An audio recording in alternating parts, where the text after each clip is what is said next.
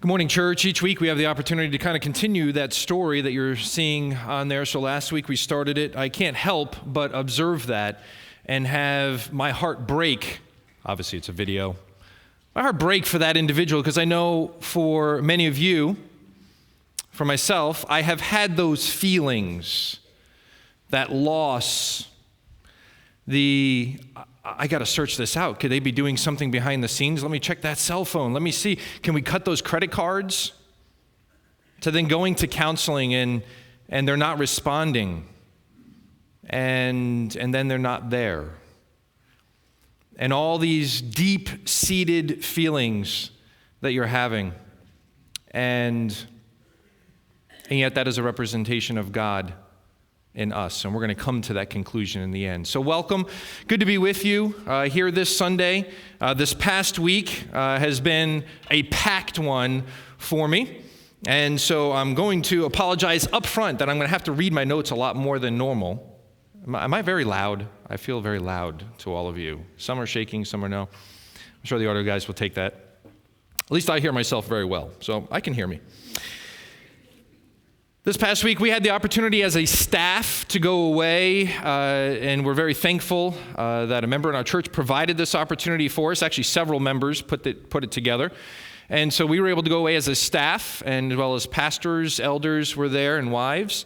And I can tell you, I have not laughed that much in years.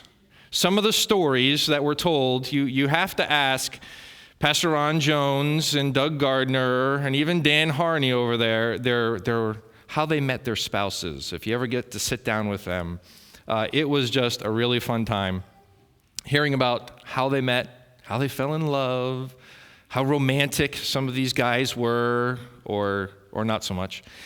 But interesting stories to say the least. You know, not that mine was not funny. I mean, it was. But it was good times, and able to meet as a staff and say, okay, let's take a State of the Union. Where are we?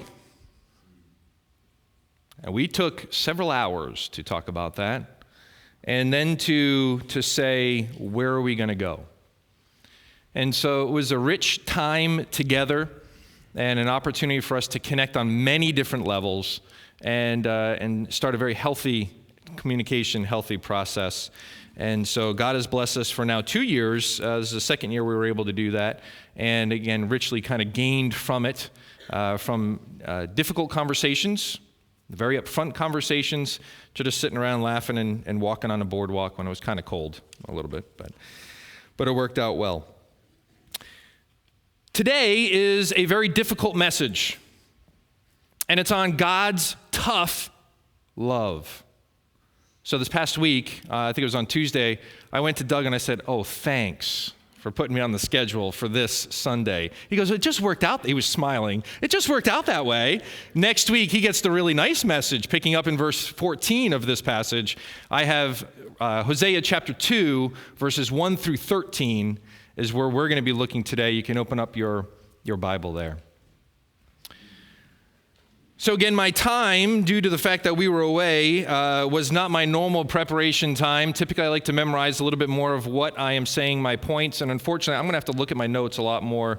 So we'll move this right out here and have the opportunity to keep the notes so I can keep on track. When I was in 7th grade, I had a wonderful business transaction take place. There was a young man in my class of 7th grade that had a folder. And on this folder was Mario, which back in the Nintendo days, was a video game that kids would play. And it had Mario all over it. And I said to him, that is really awesome. I love your folder. It was like at the beginning of the school year, fallish time. I love your folder. That was a really nice folder. And he goes, oh, well. He said, you know what?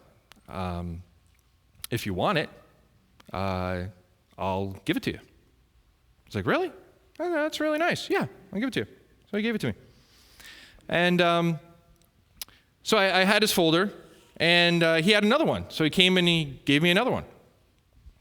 And in turn, he ended up kind of giving me all this stuff. And I got home and kind of was telling my parents about it. Wow, this is really great, and it's all awesome, and I really had this nice stuff. And my dad's like, well, why did he give it all to you? I'm like, I don't know, he just gave it to me. He's like, well, his parents paid for it, and some of it kind of was expensive stuff that he ended up giving me. I was like, well, it was kind of a little transaction. We just, he gave it to me and kind of a one-way deal. And my dad said to me, you know what? He said, you've taken advantage of somebody, and it's not the right thing to do. I was like, what? Man, I got this stuff. It's awesome. And lo and behold, it was not the right thing to do. So much so, I won't tell you the full extent of how I took advantage of this guy, but it was the last time I received discipline, a spanking, from my parent, from my dad. And it was well-deserved. Yet the individual was trying to, in a sense, buy the love, buy the interaction, buy the friendship, and I was all about it, man. I was wheeling it in. It was great. And yet, tough love was shown to me by my dad at that moment. And it made me realize as a seventh grader that there are sometimes individuals that need extra special attention, special love, don't have everything given to them on a golden platter, and I need to be aware of that. That tough love that my dad showed me in that young age actually turned in me and was one of the things that created in me a real eye, a real heart for people that are in need. So when it came time to go to college, and my wife and I would go to the dining area, and there were thousands of people at college going and sitting, I always would go and look and find somebody sitting by themselves, and we would go sit with them. I didn't know them. I would meet them for the first time. Why not? Because at times I had to sit by myself due to my work situation at school, and just kind of didn't like it. Now, some people like it and they just eat by themselves. But when you're sitting by yourself with thousands of people all around, it makes you kind of feel a little bit lonely, like you don't have friends. Always had that heart on my floor that I lived on. Who's the guy that's by themselves? Who's the guy that doesn't have everything that they have? Can I give something to them to help them? So I would give away my ties at times to different people that just didn't have things. And so this heart began, and it also was coupled with the fact that my mom greatly reached out to many people in need. I can remember multiple times driving down, picking people up to go to church, people that didn't have car rides, didn't have money, didn't have all this, just a heart to reach out. But that tough love that I was shown spurred on something positive, spurred on something good that came out of it. My dad would often say when it came to discipline or spanking, this is going to hurt me more than it is going to hurt you. Anybody have that? Yes, somehow that gets given. I've never really said that because I do feel it's going to hurt them a little bit more. But I understand where they're going, with this concept, and it is true. It is going to hurt. I don't want to be in this situation. When I discipline my children, I don't want to have to do this to them. I wish they would just fall in line, so I don't have to come alongside and have this tough conversation. Today we're going to see a tough conversation from God. One that is not enjoyable.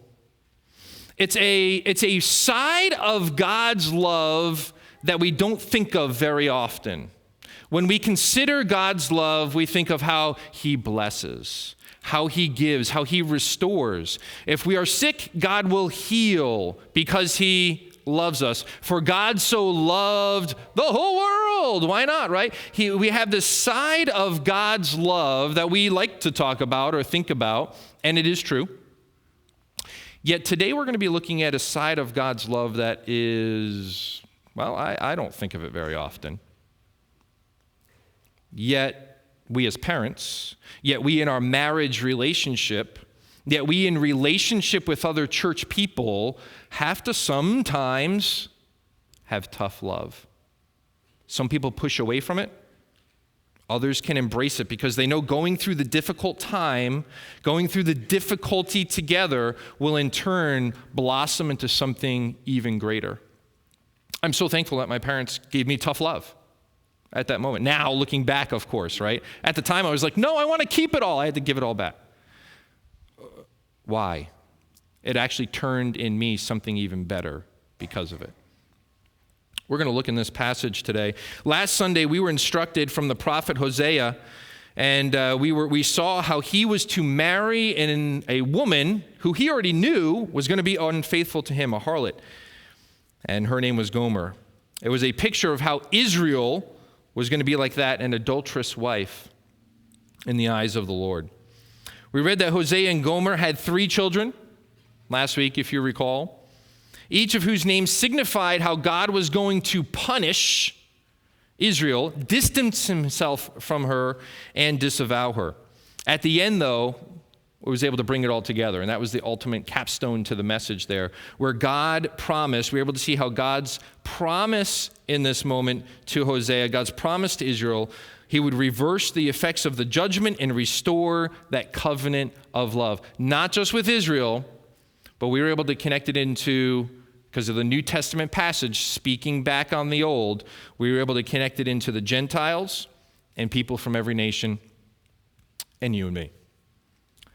And so we were able to see this love given last week, this promise given, what grace and what mercy we were able to see. Today, in Hosea chapter 2, we're going to see something different happen. The storyline that we kind of started with in chapter 1 of Hosea and Gomer is going to kind of, if you want to think of it as a play act, is going to go behind the scenes. They're going off stage. And now today in chapter 2, you are having God speaking directly to his bride, Israel. And then it's going to come back. You'll see it in the end. They're going to come back on stage on part of the chapter that we're not going to cover today, but they're going to come back out. So we're starting out by looking to see in chapter 2 that God himself is calling Israel his bride, and the Lord, as a loving, zealous husband, is exhorting his wife Israel to abandon her unfaithful ways and to return to him. So let's get into the actual passage. We're going to take time to work through these 13 verses and then connect it into what does it mean to you and me, and what does it mean to us in this church. So let's look at this passage together. Hosea chapter 2, verse 1. Say to your brothers, you are my people, and to your sisters, you have received mercy. Plead with your mother.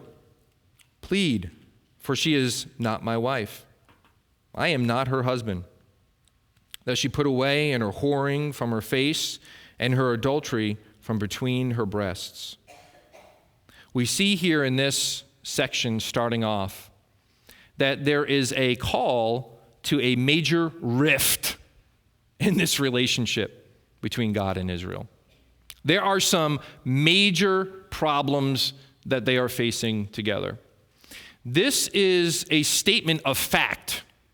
So God in Hosea, through Hosea, is listing out some of the facts that are going on between them, that she has a whoring in her face, talking about actually the outward signs of it. Back in that day, your tattoos, back in that day, how you wore your hair, the clothing that you wore, all connected into the fact that you are looking for another, you are promiscuous, that you are looking for that whoring or adulterous relationship. So in getting in here, this is what is on Israel's face. And also it connected in her adultery from between her breast. It's statements of fact, not necessarily a declaration when it says here, she is not my wife. It's not saying there is a divorce. It is saying, this is not the person that I married. This is not the Israel that I knew. This is not the together, united relationship that I desired with this nation, with this people. we see here this undeniable signs that Israel is unfaithful to God. Verse 3, lest I strip her naked and make her as in the day she was born, and make her like a wilderness, and make her like a parched land, and kill her with thirst. Now we see a different part of the language happening. So we see in these first two verses, especially the second one, that there are signs of the unfaithfulness going on. Now God is saying, listen, here's a warning to you. Because of this, I'm going to strip her naked. I'm going to take it and make it like a parched land and kill her with thirst. What's going on here in this passage?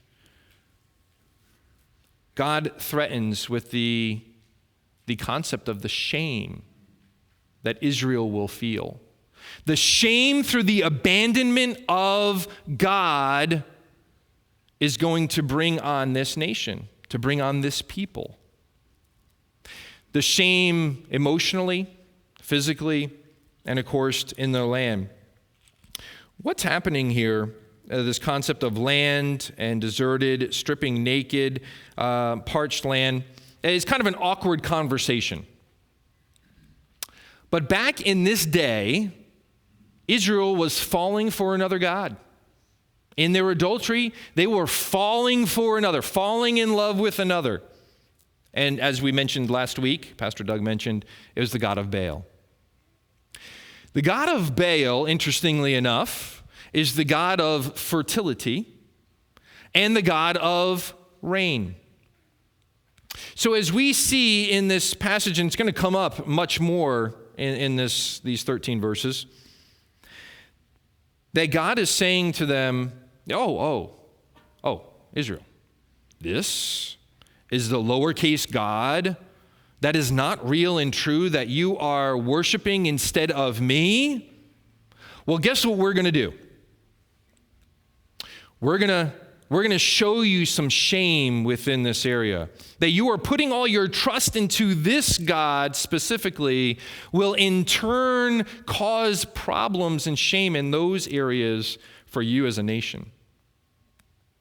So in turn, they're going to find that parched land killed with thirst. It's a warning to them of extreme consequence of what will take place. It's kind of like, hey, listen, I'm going to show you some real tough love with what you are stepping into and what you are doing. Be warned, this is coming. And so it continues, upon her children also I will have no mercy, because they are children of whoredom. We recognize in this that there is a great effect on the nation of Israel due to their decisions. That even their generations to come are going to be affected by their decision to turn away from the true God and to turn to another. Likewise, there is an aspect that comes to us that the sins that we commit, as we said in Scripture, the sins of the fathers go down from generation to generation. It is amazing to see that at times. That as we in our lives have things going on that are against what God's law would be, the effect that it can have on children to come. So we see that this is, again, part of the warning here.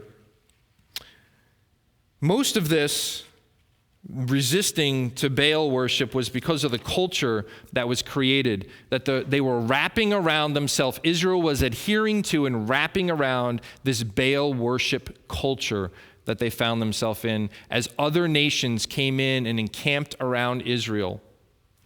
There was also a major political issues that were going on. In a matter of 20 years, they had 6 different leaders that came in, 6 different kings that came through. So there was major upheaval, and as we're going to see coming up, the Assyrians take major advantage of that. So verse 5, for their mother has played the whore. She who conceived them has acted shamefully. For she said, I will go after my lovers, who give me my bread and my water, my wool and my flax, my oil and my drink.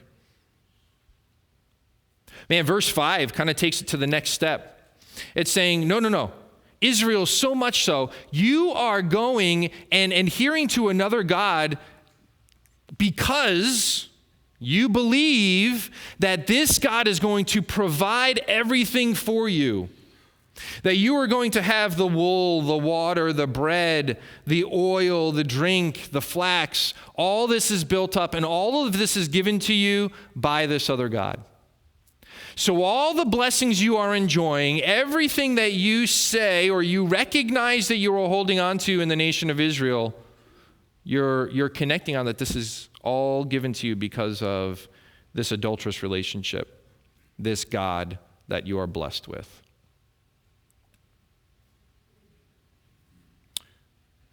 Many times we are blinded by our sin. We are pressured through outside influences on our life that take us away from our God perspective.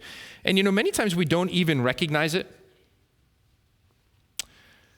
Many times we don't want to recognize it in our life. Israel doesn't want to see this because they're feeling so blessed from all that has been given to them. And yet, many times in our spiritual walk, in our spiritual life, we do just the same. How important it is for Israel to have a prophet, to speak into their nation, to speak into what is going on, to let them see their folly, to change their ways. Kind of sounds like a Jonah story, right? Jonah got to go to Nineveh, and Jonah doesn't want to. But eventually, the messenger goes to that nation, to that people, and they are transformed because they listened to the message. It made me think as I studied through this, who do we have pouring into our life? Who do we have that is speaking into you? Seeing for you who you are, the tough love side of it. Who is saying, this is what I'm seeing in you. This is where areas you need to work on. This is a major thing. There's an outside individual, right? Hosea was from the outside, speaking into this marriage relationship between Israel and the Lord. Interesting how we can see that effect and even play out to us. We'll get to that as we talk more about our part. So verse 6 starts an interesting path. Can you see the layout? Right? We see where we are. Israel has become adulterous. She has gone to another, and God is warning, and God is saying this is what is going to happen. In fact, now in verse 6, God starts laying out his plan to deal with this. And so you're going to see therefore starting out the word here, and there's another one that we're going to see in verse 9, and then another one in the latter part of this passage that Doug will cover next week.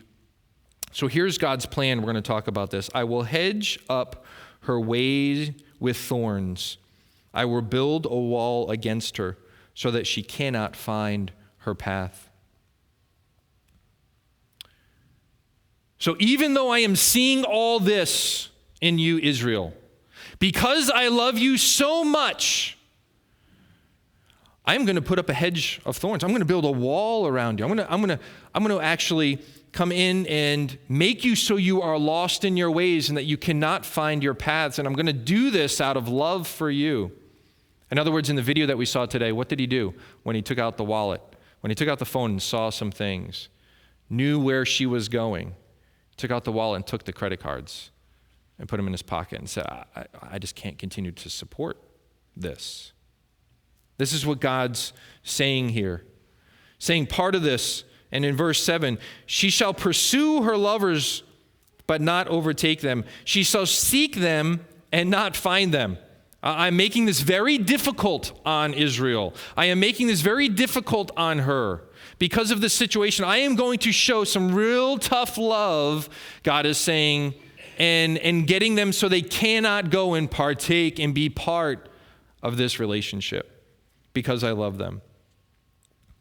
Then she will say, oh, I will go and return to my first husband, for it was better for me than it is for now. Back in this time, Israel was politically subjected to Syria. So I mentioned the difficult time. They had come off of 200 years of great blessing, great wealth, and then all these issues started to come into play. Within 20 years, 6 different leaders. Assyria comes in and basically takes them over. And in doing so, Tiglath-Pileser III began to control Israel.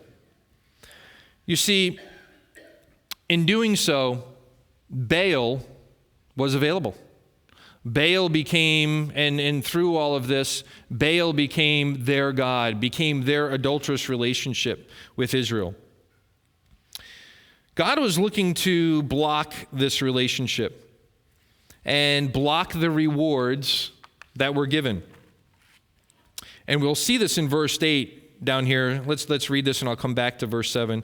And she did not know that it was I who gave her the grain, the wine, the oil, who lavished on her silver and gold, for which they in turn used for Baal.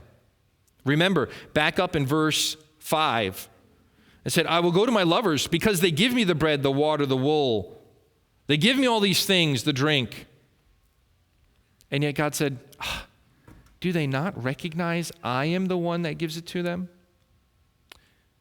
So in verse 7, we see here that because of the political environment, God also said, not only are we going to make it difficult on you, on your control, Israel, and you are going to be controlled, but also your lands will become parched, and also you're going to be having a very difficult time getting any food, any drink, any water. We're making this difficult for you because I love you.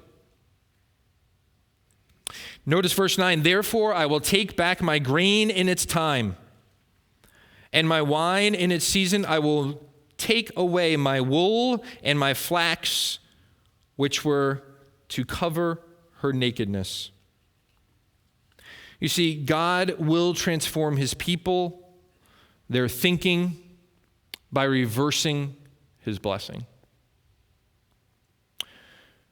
So in turn, when you are not following my direction, when you are not doing what is pleasing in my eyes, God said, there is a time, there is a tough love where I will come and remove my blessing. Have you ever experienced that before? I know I have. A time where I've seen that due to sin, due to relational issues, that the blessing of God is removed.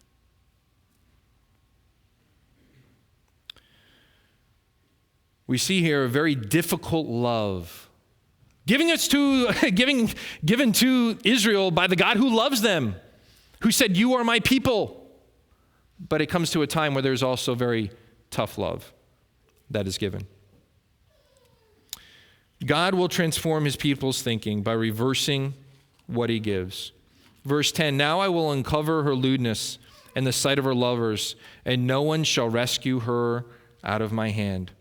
They are stripped of their agricultural produce, and God is committed to this covenant relationship. A very difficult passage, because then you even see that the benefit Israel gives, the reason why they were so attractive for another land to come in, was because of their wealth, because of their agricultural abilities. So even Assyria is not pleased. Their control becomes different because of this. So now the freedom that they had, it gets tightened. Their prosperity is lacking. Their ability to have their wine, their drink, which is, you have to have the source of water, you have to have this liquid, they're not getting it. All of this is being taken back. Verse 11, and I will put an end to her mirth, her feasts, her new moons, and her Sabbaths, and all her appointed feasts. Back in this day, the Baal worshipers, they would worship with great feasts. Many drunken in nature, sexual in nature. And Israel was participating with them. And they were involved with these. They were weekly religious celebrations. So in turn, when Israel had put all their thoughts, all their beliefs in this god of Baal, now they're questioning it. Now they're saying, wait a minute, what has happened to it all? It is all being stripped away, taken away. Does this sound like a New Testament parable to you? All right? For those that are familiar with the New Testament parable of the prodigal son. The son has all his father's wealth and in turn says, give me my inheritance. He takes the inheritance, leaves his home, goes away, and just lives it up. Has the greatest time, and then loses it all because other people are pulling it from him. And obviously he created no flow of income. And in turn, comes crawling back to his father, the prodigal son, in the end, saying, make me even a servant in your house. I'll just be a servant in your house because I have nothing. I'm eating with the pigs right now. Make me a servant. And in turn, we know the love of the father at that time to open up his arms and receive him back as his son. Why is it that Israel, this picture comes in? She is partaking into all of that. She is jumping in full-fledged into all that is against God. Verse 12, and I will lay waste in her vines and her fig trees, of which she said, these are my wages, which my lovers have given to me. And I will make them a forest, and beasts of the field will devour them. And I will punish her for the feast of the day of Baals, when she burned offerings to them and adorned herself with rings and jewelry and went after her lovers and forgot me, declares the Lord. So do you see this? Israel is all in. They are all about connecting in to this idol who is giving them everything, yet in turn is actually giving them nothing. When you think about it, I almost read this passage and say, man, Israel, how stupid are you? Right? How dumb. Don't you know that your blessing is from God? I mean, it seems so easy for me to read this passage and to say, this doesn't even make sense. Does it not? Does it not actually hit home for you and for me? Does it not actually hit home for many times what we do in our world, in our life, and in our decisions? They many times are not towards the loving God. Many times they are. You're sitting here now for a reason, right? You are here. Israel was still that God nation. Yet in turn, little by little, small steps came in and creeped in and turned them from actually worshiping the one true God.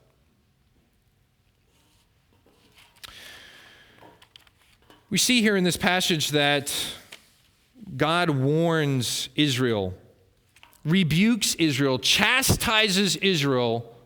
Why? Because he loves her that much. He loves her that much that he's going to tell her the hard thing to hear. He loves her that much that he's actually going to take away some of those blessings. It's a difficult time to know when that is. When do I start that process? When is God going to look on Israel and say, now's the time for me to, they have gone too far. They have done too much. Now's the time I have to pull back. Why does God do these hard things to her? It's so that she can wake up.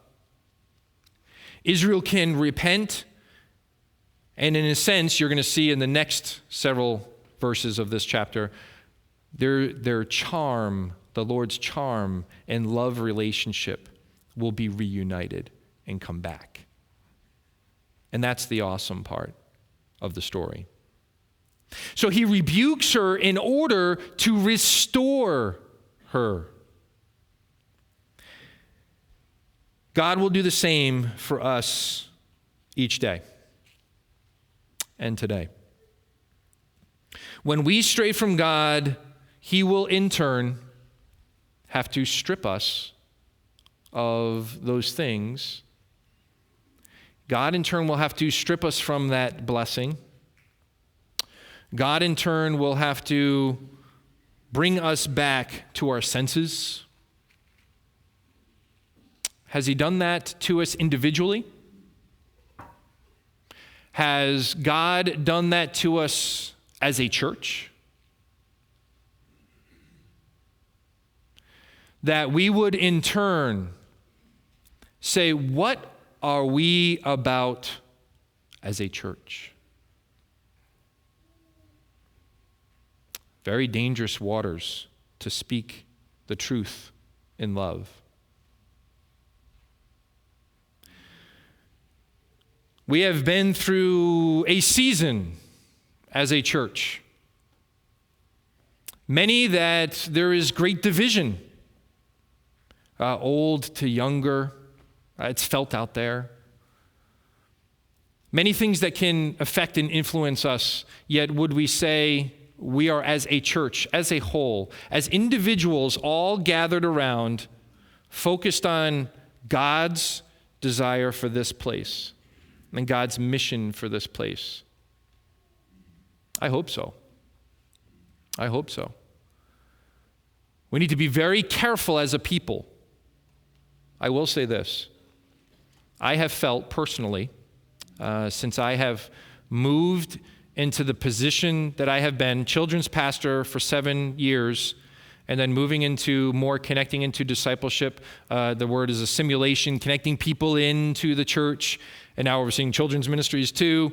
Connecting with senior saints, love that. In seeing what I have seen, God gave us, about 3 years ago, some great blessing in our church. I recognize that. How do we come and say God is blessing us? What is the litmus test of that? For me, I'm looking at who is getting saved in our church. Who is getting baptized in our church? These are the things I'm looking at and grading on. Salvations, baptism, people coming into membership. I can only think back to when I changed my position, that there was great blessing happening here. Within 1 year, 27 people being baptized. Several people coming to salvation that were far from Christ. And I say far from Christ, we're all far from Christ as we come to him. But in their lifestyle, in their decisions, God was moving in the midst. I remember people coming up and saying to me as I'm greeting them at the door, I don't know why I'm here. In fact, I would never come to a Baptist church. You got Baptist on your sign? I would never come to a Baptist church before, but I feel God's leading me here. I'm like, really? Okay. It wasn't because we have great advertisement or an awesome internet website. No. God just led me here. Perfect. That's what we want more of, right? God was truly blessing. Over 30 people coming into membership in a year. I'll be really honest with you. In 2016,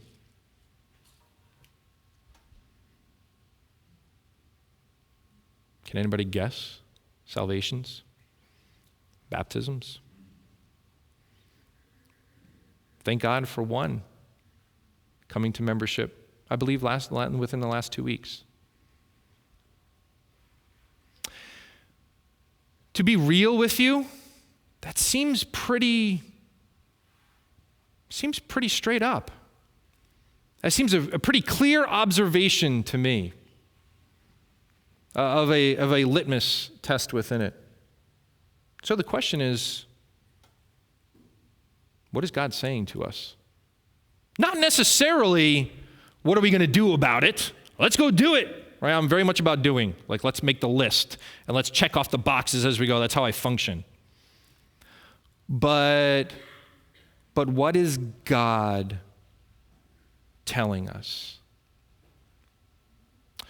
What is God doing to draw us once again as a people?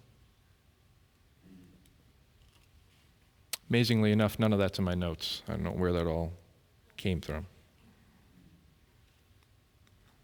God will do the same for us each day today. When we stray from him, God will strip us of everything when we rely on him and bring us to our senses. And so let me speak on the personal for a moment. Somehow I got on the church, but let me speak to the personal for a moment. So just a few weeks ago, I think within the last 2 weeks, I had to have some tough love shown to me. And so my wife, as we laid in bed late at night, somehow it always happens at that time at night, right? When you're trying to go to sleep, and it's probably because of 5 kids and the schedule that we have, and it finally comes to the end of the day, and we actually have time to look at one another. And she said, Paul, I'm really feeling this way about our relationship. What? You are? Yeah, in fact, this is kind of like the 3rd time I've said it to you, and you're not really listening. Oh, yeah, that was August, right, when we had that conversation. Yeah, that was August. And so I won't get into all the details, but there was, she's like, I'm feeling an emotional disconnect from you. Like, really? Yeah, and it's dangerous. I don't like it. Well, why? Well, what is it? In turn, I knew, it's actually what I said to her, and she goes, you did? Yeah, I knew. I knew it. Israel, come on. You know it, right? I knew it. Yet life goes on, months go by, days go by, weeks. I'm all messed up in days, weeks, months. I know I should have progressed differently. But I needed to look hard at me, and still do. But yet, through a tough love conversation, she said some stuff that she's like, I've thought about this for years, and I haven't said it to you, just because I haven't wanted to say it. That was tough. But what expressed to me is, she is greatly in love with me, so much so she doesn't want us to be like this. She wants us to be like this. So she's going to have a really hard conversation to make that happen. And I honor her for that. That's what God's doing with each one of us in our relationship with him. He is saying there are times of great, wonderful love and enjoyment, and right, we can go to Song of Solomon, and there's great love for the marriage relationship, and yet there's Hosea chapter 2, verses 1 through 13. That is drudgery. That is hard. In a way, which is greater love? I don't think there's a ability for us to scale this out. I think they're both part of it. The wonderful enjoyment of God's love and blessing, right? And God, make me a blessing to someone today, right? Yes, there is this side. Yet there's, the deep, deep love of Jesus that comes and has to come into this situation. And out of love, make it right, make it strong. That is why several weeks ago, to go back to you, Pastor Ron Jones spoke on dealing with conflict. So many times in our marriage relationships, in our personal relationships with one another, in our church as a whole, the conflict resolution, avoidance, and you stay out here. Come and do Matthew 18 as he spoke on. That tough love. My wife thankfully did Matthew 18, right? 3 different times. And finally, maybe the last one I actually heard it. Now I'm saying it all in front of you. You can keep me accountable to some of this. We can have more intimate conversations, Ron, concerning my issues. So, there is the aspect of us dealing with our conflict. So many times we run from it instead of come to it and have those tough conversations. The bottom line for us today, when we go off course, the Lord usually has to take away from us all his normal blessings. He doesn't want to, but he will. So that we realize we have nothing unless he is at the center of our hearts, the center of our worship, the center of our priorities and our lives. What is he working on again? To realize that we have nothing unless he is that center of our heart, our lives, our priorities. Psalm 94:12 is one that we really don't care for. It says, "Blessed is the man you discipline." I thank my dad that he disciplined me. It was needed at the time. Thank my wife that she came to me out of tough love, right? Our God is wanting to do this with each one of us, that we would look in and be able to deal with it. I want to say to you, there is no place or thing that you can do that God won't seek to restore you.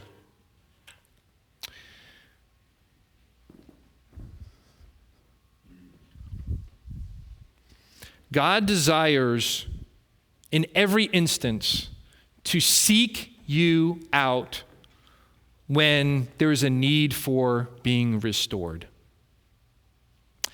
We heard a great illustration. We had Aaron Couch and his wife Kelly come in with us this past week, or weekend, to be with us and to pour into us as a ministry team.